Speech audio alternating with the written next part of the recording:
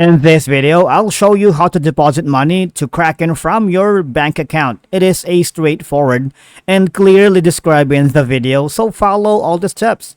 But before we dive into all of it, make sure you hit the subscribe button below and ring the notification bell so you never miss out on our latest content. So, let's begin. Okay, so if you don't have an account on Kraken yet, this is the perfect time to sign up. It's free anyway.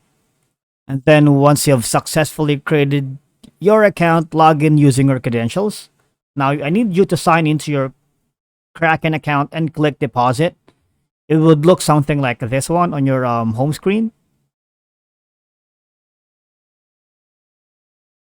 Click on deposit, and you can also navigate to the deposit page by clicking on the transfer tab on the left side hand of the page. Right here, that's a transfer button. Click on that and search for the currency you wish to deposit and click on it. In this example, we will be using US dollar, USD, right here. Or you can use euro, depends on the currency you wanted to deposit or transfer.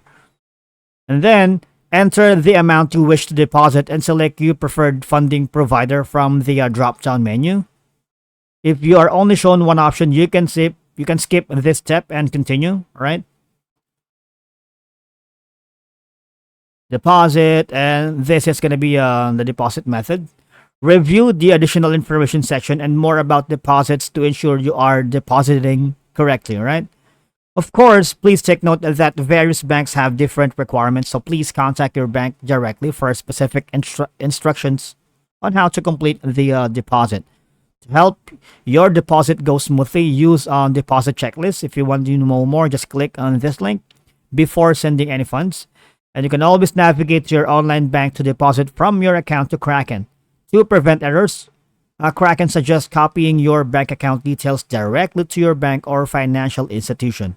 Always review the cash deposit options like fees, minimums, and processing times to check processing times for your payment.